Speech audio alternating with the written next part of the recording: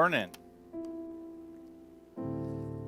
So I wanted to let you know about the Easter sunrise service. We normally have it up on the hill there, up in Sunland. But this year, because of the COVID, we don't want to be trucking people up in vans and, for the close quarters. So we've come to consensus, I guess, that we're going to have it on the side of the hill by a little ranch next to Summit Christian Church. So they're going to let us use their parking lot, and it'll be at 6 a.m. to 7 a.m., April the 4th. So if you want to come out and have a service, I've been working on a cross that's going to go up on the side of the hill. Matter of fact, I kept thinking about the cross all night last night. Different things of how to build it. So, I've actually got it all done. It's just a matter of mechanics to make it work the way I want it to work. So anyhow, grab one of these flyers, and people that are online and so forth, I believe it's been posted on River of Life, so you can look it up and find the address where it's at and where to park and so forth, and walk across the bridge, across the canal, and then up on the side of the hill. And then we'll have our regular service here at 10 a.m. Okay? So am I forgetting anything? Oh, and then we're going to have So coming up. Is that the 27th of this month? So Cheryl and Harry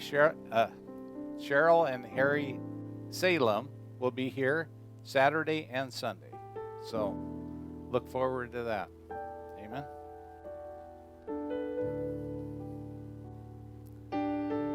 So I've titled my message today, Bird Feeder. Bird feeder. You know what? Birds come, they like to eat and so forth, and squirrels too, and everything else. But let's turn to Matthew 6:25. Therefore I say to you, do not worry about your life, what you shall eat, what you shall drink, nor about your body, what you shall put on it. Is not life more than food, and the body more than clothing? That's a question there. Is not your life more than food, and the body more than clothing? In other words, you have to look beyond the natural needs. Look at the birds of the air, for they neither sow nor reap nor gather into barns, yet your heavenly Father feeds them. Are you not more value than they? Let's pray. Heavenly Father, we come before you, and we ask that you would open our ears to hear and our spiritual eyes to see what you are doing in these final hours, Lord. That we would walk with you and trust in you and reach for the more. That if you take care of even the birds, you have much more than, and you value us. And Lord, we just thank you. We give you praise, honor, and glory in Jesus' name. Amen. When we look at the church is actually called ecclesia.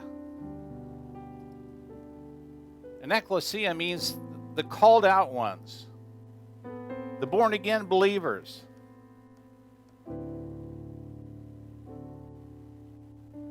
And not only born again, but born again of the Holy Spirit.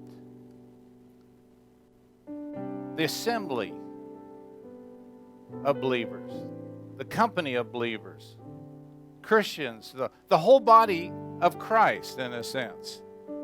The chosen people, the called out ones. It's not just a church. It's not a building. It's the people of God that are called out by Him, chosen by Him. And Jesus said in Matthew 16, 18, and 19, "And I also say to you that you are Peter, and on this rock I will build my church, and the gates of hell shall not prevail against it.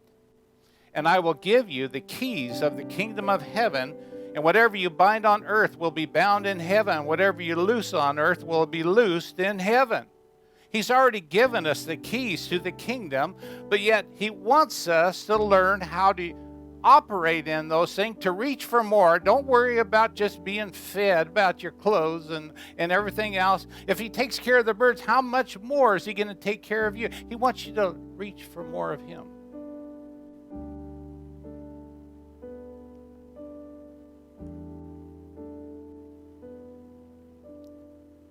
We sometimes forget that the gates of hell will not prevail against the church. And sometimes we shrink back and not take authority and realize that we have the keys. When I have the keys, that means I can unlock things, I can lock things up, I can contain things, right? God has given us the keys to the kingdom. And we are to live as you are called. In 1 Corinthians 7:17 it says, "But as God has distributed to each one, as the Lord has called each one, so let him walk.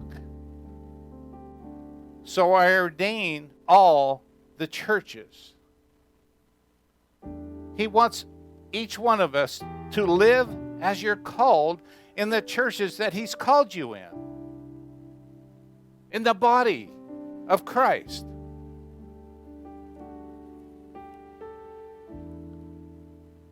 When we look at Paul's life,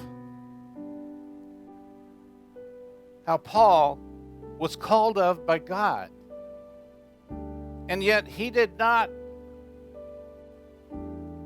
receive that revelation but from God. He didn't receive it from man. In Galatians 1, let's turn to Galatians 1.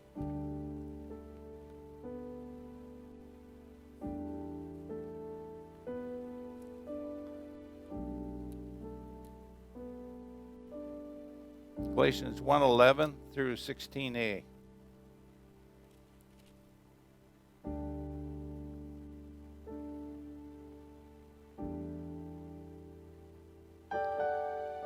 He says, "But I make known to you, brethren, that the gospel which was preached by me is not according to man." The things that we do as believers is not according to man. They're according to God, His word. "For I neither received it from man, nor was I taught it, but it came through the revelation of Jesus Christ." In other words, we have to have a personal relationship with Jesus Christ, that He transforms us and changes us and renews us and gives us a new spirit inside of us, that now we operate in the Spirit and not in the flesh, because He has renewed us. "For you have heard of a former conduct in Judaism, how I persecuted the church of God beyond measure and tried to destroy it. I advanced Judaism beyond many of the contemporaries in my own nation, being more exceedingly zealous for the nation of my fathers. But when it pleased God, but when it pleased God, who separated me from my mother's womb and called me through his grace.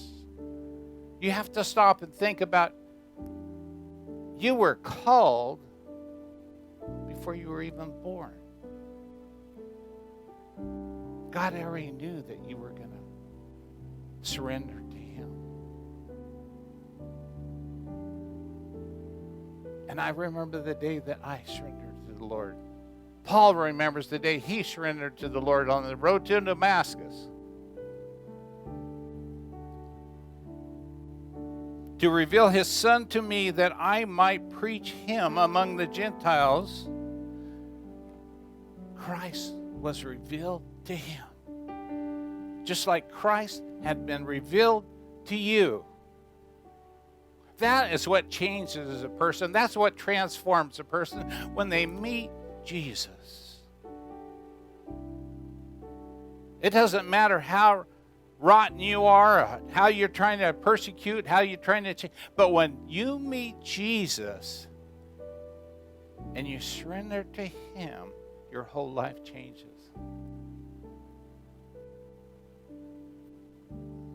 Old things pass away, and behold, all things become new. And so what is his purpose for the church? Let's look at Ephesians. Ephesians 3.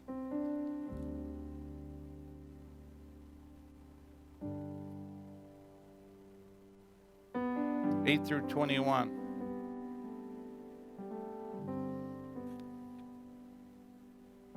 Anybody have a hard time sleeping last night besides me? Getting up early? Yeah. A little tough for everybody today, isn't it?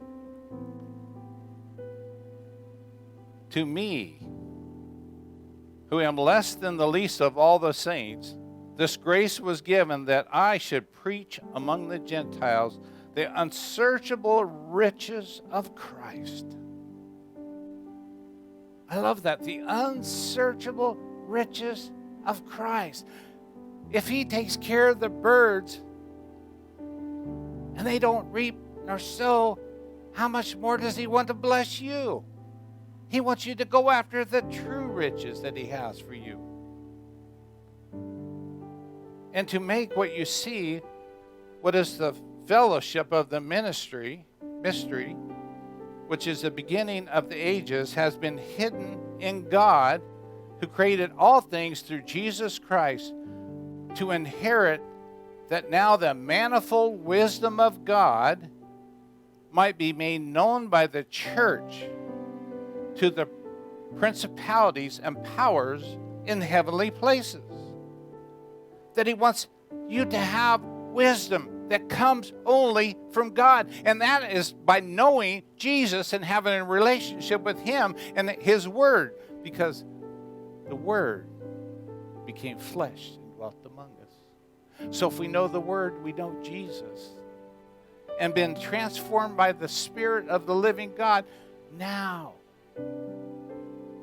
we get that manifold wisdom of God made known by the church to the principalities and the powers of the heavenly places, according to the eternal purpose which he accomplished in Christ Jesus our Lord, in whom we have boldness and access with confidence through him, through faith in him.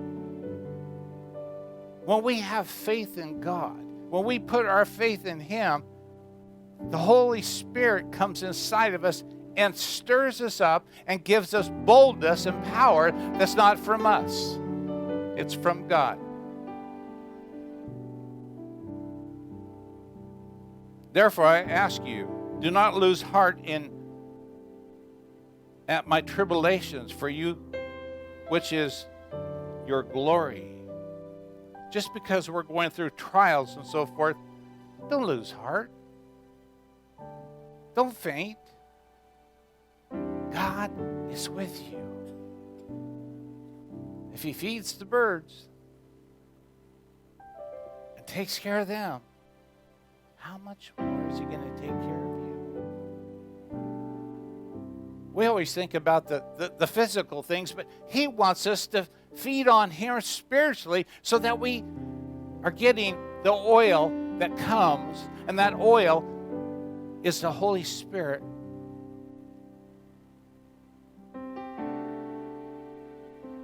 How exciting is it?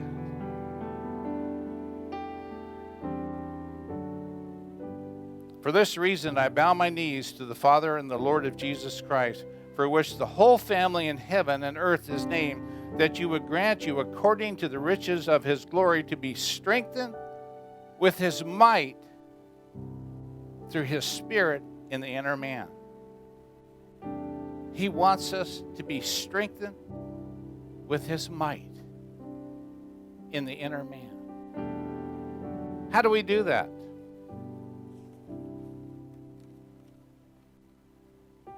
Here's some food for thought right here. It says about the power of the Holy Spirit. Number one, the Holy Spirit alone turns the Word of God into the sword of the Spirit. The Word alone. It's sharper than a two-edged sword. Number two, the Holy Spirit alone makes effective prayer possible.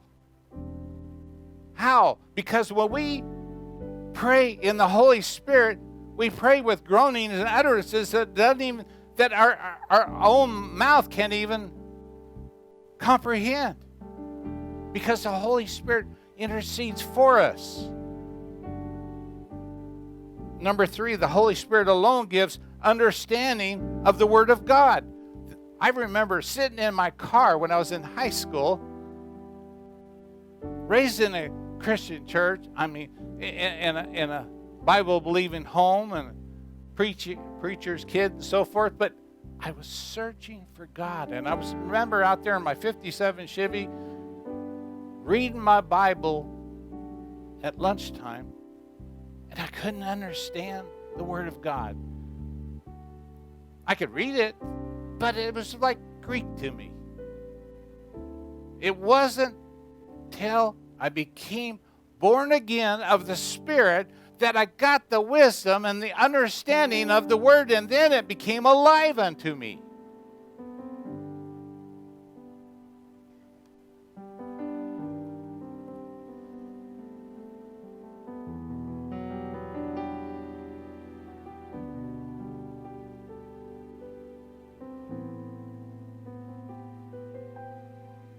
Number four, the Holy Spirit strengthens our inner man. Did I already say that one?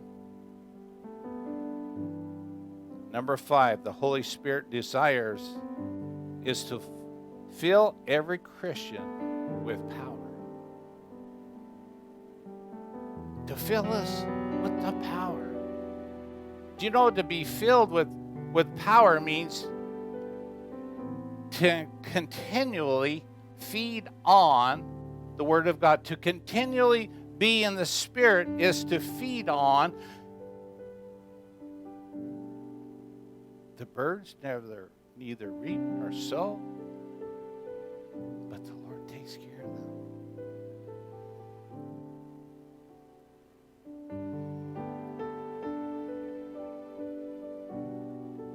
Verse 17, that Christ may dwell in your hearts through faith, that you, being rooted and grounded in love, may be able to comprehend with all the saints what is the width, the length, the depth, and the height. To know the love of Christ, which passes knowledge, that you may be filled with the fullness of God. He wants you filled with His fullness. He wants you filled with His power, with wisdom, with understanding, and knowing what you're talking about. And that only comes through revelation of Jesus Christ as you get to know Him and the power of the Holy Spirit in your life.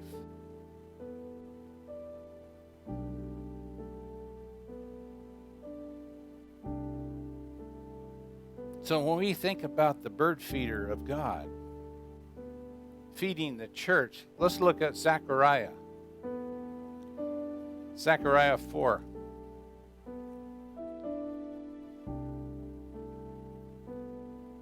I've touched on this before, but you know how you mull something over and then God gives you a new vision of something you've seen before?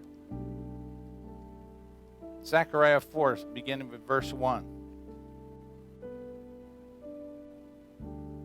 Now the angel who talked with me came back and awoken me, as a man who had wakened out of a sleep. When I sit there and look at that, you look at Paul's life, he was alive, but he wasn't really awake until he met Jesus. It's like a picture of Christ coming to you, and then all of a sudden you wake up spiritually.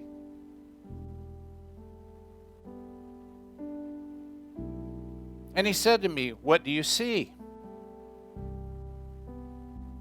So I said, "I am looking, and there is a lampstand of solid gold."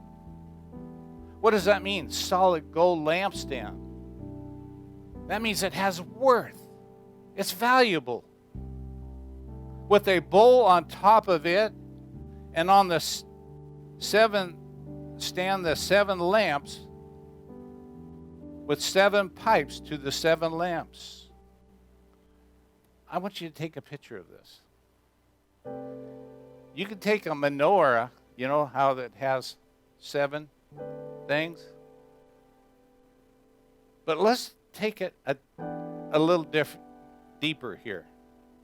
If you was to put 7 things in a circle, make a big circle, and then put a pot above it that feeds down to all these 7, okay? So it's almost like a wheel and a hub, right? And this is filled with the oil, and it's going down to the lamps, feeding the lamps, okay? You got a picture of it now?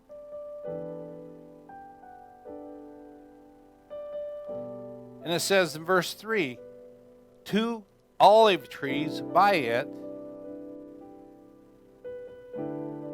at the night of the sea, at the right of the bowl, and the other on the left. In other words, you have a branch over here and a branch over here, and here's the bowl up above, and here's the lamps around. It's almost like a what do you call those lamps that are hanging, the lights and so forth, the chandelier? Yeah.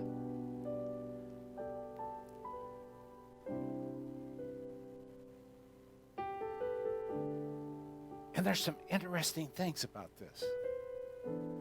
When you look at the olive branches, it's actually saying the olive branches are feeding it with the oil. You got to catch this, because when they had the lamps in the temples, it always took a priest or somebody or a servant to come and fill the lamps with oil. But this was being fed supernaturally by the branches. And it reminds me of the hands of God feeding the churches. Verse 4, so I answered and spoke to the angel who talked with me, saying, "What are these, my Lord?" And the angel who talked with me answered and said to me, "Do you not know what these are?" And I said, "No, Lord." So he answered and said to me, "This is the word of the Lord to Zerubbabel, not by might nor by power, but by my Spirit, says the Lord." In other words, man is not going to feed the churches. God uses people to encourage people, to edify, but it is God that is feeding his people. It's the oil that's in that lamp that he keeps pouring in so that the churches can burn brighter for Him and never run out of oil because He is feeding the churches. But here's the thing. You're only going to use the amount of oil that you are burning. If the church is burning bright for Him and on fire for Him, then you use more oil and more flows of the Holy Spirit, because the oil represents the Holy Spirit over the church, over the power of God. He says, not by might nor by power, but my Spirit, says the Lord. He says, I will pour more Spirit into the church if you're hungry for me. And He says, and I will, Jesus said, I will baptize you with the Holy Spirit. And He says, and with fire, did He not? That fire, it's not a consuming fire. It doesn't, like the burning bush. It was there, burning, but it wasn't consumed. When we look at what God is feeding the church with the power of the Holy Spirit, and the more that we say, yes, Lord, we want more of the Holy Spirit, we begin to operate more in the Holy Spirit, He gives us more oil, more Holy Spirit, more fire, so that we can burn brighter to the neighborhood and the surrounding areas that we're in. Because we will not be consumed. Life is more than food. Life is being filled with the power of the Holy Spirit. I love this. I've always quoted this verse. It's not by might nor by power, but my Spirit, says the Lord. It's by the power of the Holy Spirit that we can lock things up. We have the keys to the kingdom, and we can bind things because we can walk in the authority and the power of the Holy Spirit. But the church has grown lax and forgotten that we don't have to fight with man. All we have to do is begin to pray in the Spirit. Pray and allow God to speak to us, and then gives us revelation of what we need to bind, what we need to pray about, how we need to take authority over this situation, and pull down strongholds and fight the fight of faith.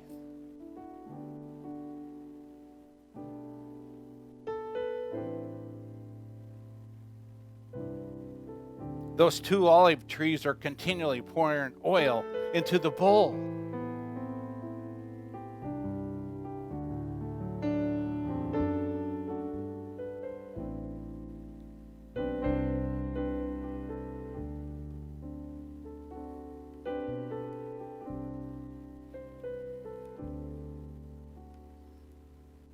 We are empowered by the Spirit of God. Let's turn to 1 Corinthians 2.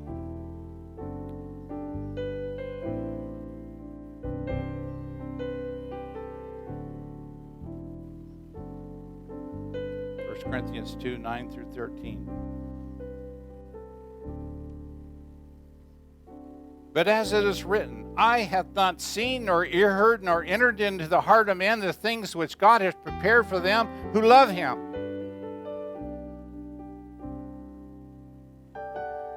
Are you not worth more than the birds? Does He not take care of you? Doesn't He want you to trust Him for more? But God has revealed to them, us, through His Spirit. For the Spirit searches all things. Yes, the deep things. It's a Spirit of the living God that is searching us in our hearts. Are we going to reach for more of Him? Are we wanting the power of the Holy Spirit in our lives? Because it's a power of the Holy Spirit that's able to take down strongholds. You and I say, well, let's lay hands on people and we'll heal the sick. Well, we can't do a thing. It's the power of the Holy Spirit that touches them and heals them. When we get in the flesh and pray over people, it's when they don't get healed. I was sitting there wondering, why Bliss wasn't healed last week?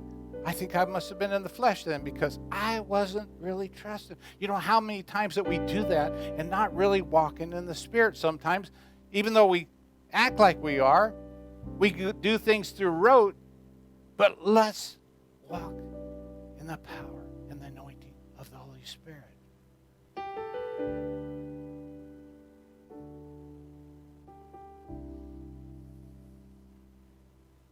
See, man tries to take glory for things that God is doing, and we try to put ourselves in the equation instead of allowing God to do that through us. As the oil is flowing down to the church and through the people, it is His might, it is His power being fed through us to reach the people, that they can reach the sick and the lost and the hurting. But when we get puffed up and say, look what I've done, that's where we need to take a step back and say, no, look what God has done. Bliss, I'm still believing for your healing. It is coming.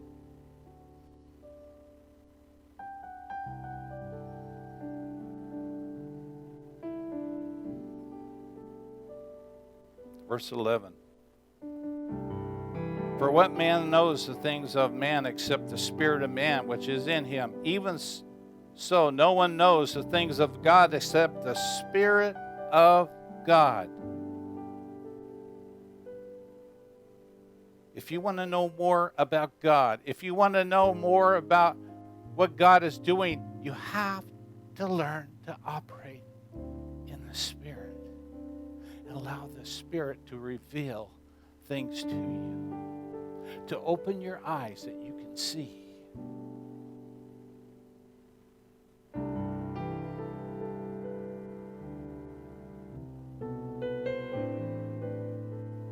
Verse 12. Now we have not received the spirit of this world, but the Spirit who is from God, that we might know the things that have been freely given to us. These things we also speak not in words which men's wisdom teaches, but with the Holy Spirit teaches, comparing spiritual things with spiritual. In other words, when we're walking in the Spirit will reveal what the Spirit is saying, and then we can act on what the Spirit is saying because we have the authority from Him.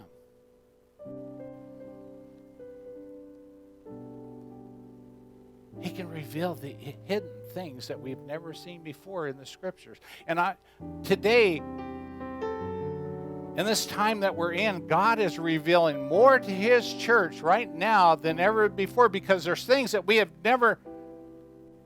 read them, but we never really understood them because it wasn't time for us to get the full understanding. And now on these last hours, these last seconds, we're seeing things that prophecy being fulfilled and things, oh yeah, that's what this means. Because the Spirit is revealing those things by the Spirit. Ephesians 1:18 and 19.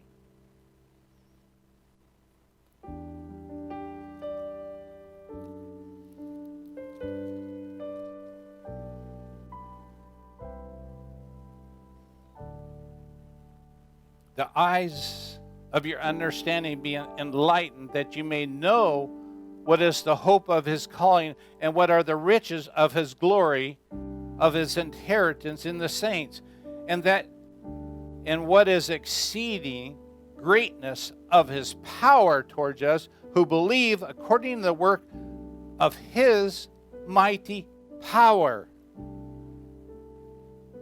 According to His mighty power. We always forget and think that, oh, I can go out and do this. I can do this, this, this, and this. You can't do anything without the power of God in your life.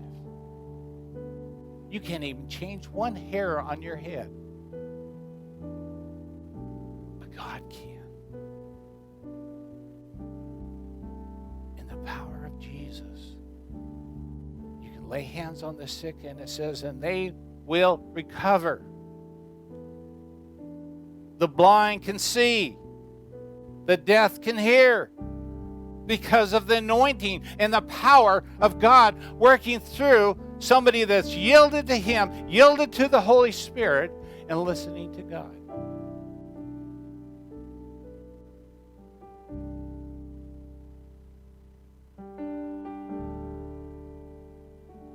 Not by might, nor by power, but by my Spirit, saith the Lord. We have to grab a hold of that, because when we grab a hold of that, it's getting self out of the way, dying the self, and saying, God, I need your help now. I'm trusting in you. I'm going to act on your word, and let God do. Let the Holy Spirit come and heal. Let the Holy Spirit do what He's going to do. Take your authority, take your position. You got the keys of the kingdom. And He says, and the gates of hell shall not prevail. We don't need to worry about what man's going to do to us. We don't need to worry about what's going to happen tomorrow. Do the birds worry? No. Yet He takes care of them. How much more does He love you? And He wants to take care of you. But He wants you filled with the power of the Holy Spirit. Ephesians 6:10.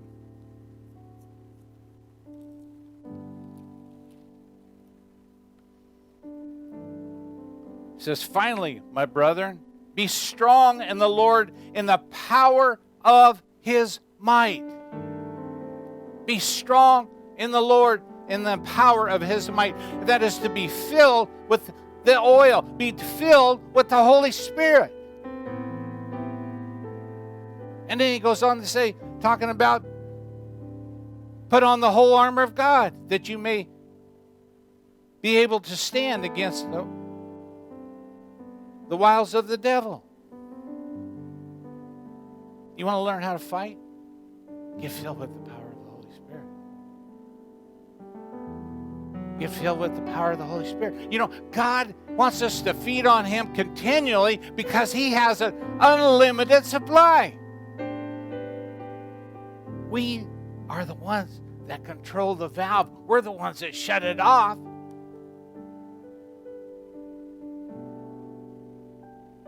But He says, open up the valve.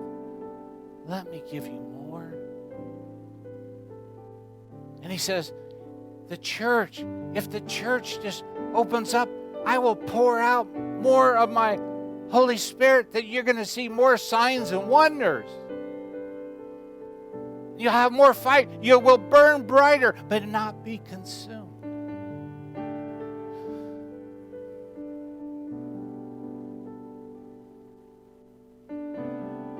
So I ask you again, the food for thought of the fullness and the power of the Holy Spirit.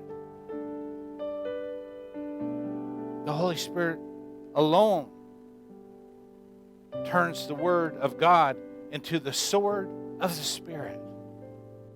When we learn how to take the Word of God and begin to wield that sword and walk with authority, the sword of the Spirit will take care.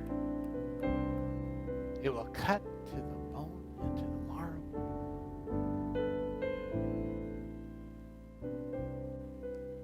The Holy Spirit alone makes the effective prayer possible. The Bible says, the effective, fervent prayer of a righteous man availeth much. When we begin to pray and intercede and to groan and so forth, the Holy Spirit begins to move because God is looking for us to be filled with the power of the Holy Spirit. And then the Holy Spirit gives us utterances that are beyond us. And it starts interceding of things we're not even aware of. And the Holy Spirit begins to fight for us. Church, wake up. Church, wake up. I'm not talking about the believers here. I'm talking about the body of Christ needs to wake up. We've been in a sleep. We've been slumbering. It's time to wake up and realize we need to be filled with the power of the Holy Spirit again. And the Holy Spirit alone gives us understanding of the Word of God to see things that we've never seen before. We're in some uncharted territories. And as we listen to the Holy Spirit, He gives us new revelation from the Word of God. Heaven and earth will pass away, but He says, my Word will not pass away. You know, what I set out for it to do, it will accomplish it in its time, in its season. It will happen. And the Holy Spirit strengthens our inner man. As we begin to pray in the Spirit, we begin to get built up, our inner man. And we begin to get stronger and filled with His power and filled with His might, because that consuming fire comes on us. And we start to burn bright for Him, and the others around us can see and reach out.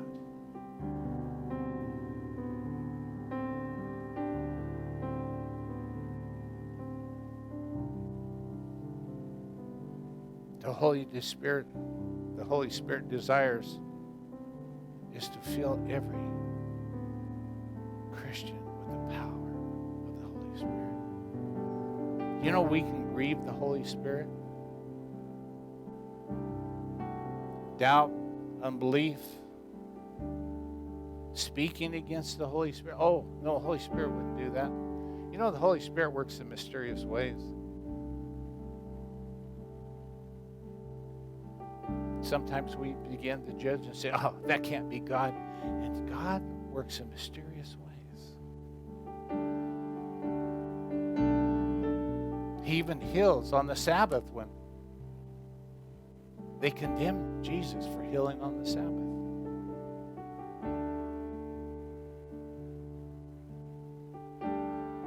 We need to listen and be in tune.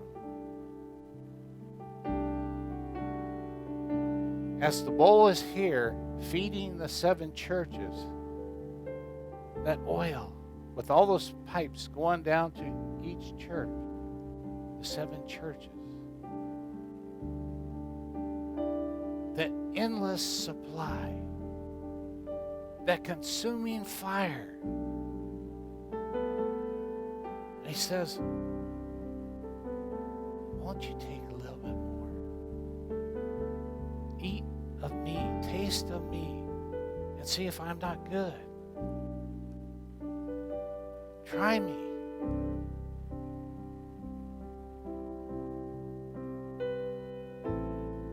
I love how Moses went up on the mountain in the burning bush. And the Lord told him to take off his sandals, for where he was standing was on holy ground. The closer and the more we get filled with the power of the Holy Spirit, the more we want to take our sandals off and our shoes. Because it's almost like entering into the Holy of Holies, into the throne room. He wants to fill us, to bless us, to encourage us, to strengthen us with His power, to go out and change this world around us Because we're seeing people now that are falling, that are being shaken. Their faith is being shaken. But the Lord says, come to me. Come to me. Be plugged into me. Assemble yourselves together as you see the day approaching. Comfort one another. Strengthen one another. Edify, build up one another. Know my word. Put on the full armor of God. When we put on the full armor of God, the devil can't touch us. So awaken out of your sleep. It's not by might nor by power, but by his Spirit, saith the Lord. Rise and walk.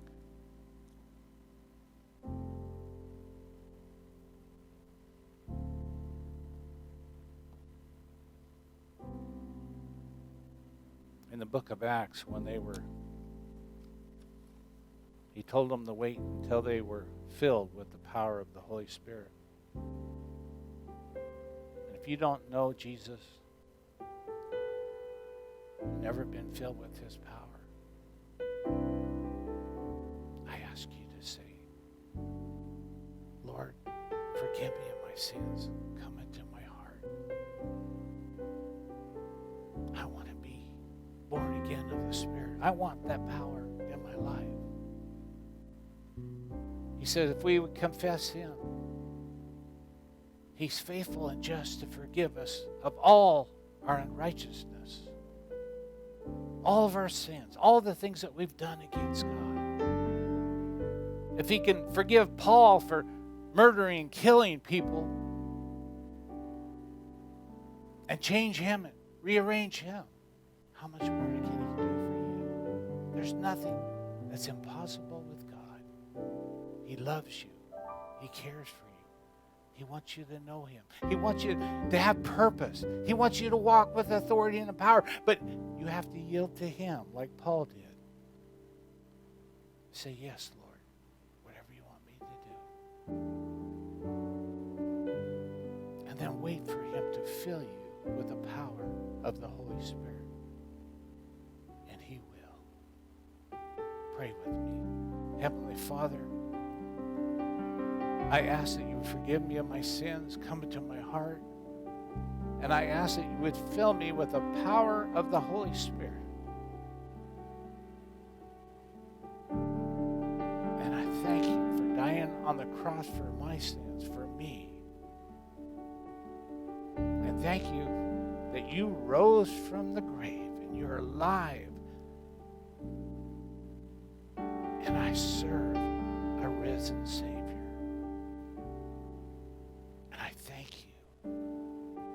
Thank you for my salvation. And thank you that you're going to fill me with the power of the Holy Spirit. I pray this in Jesus' name. Amen. Seek him. Walk with him.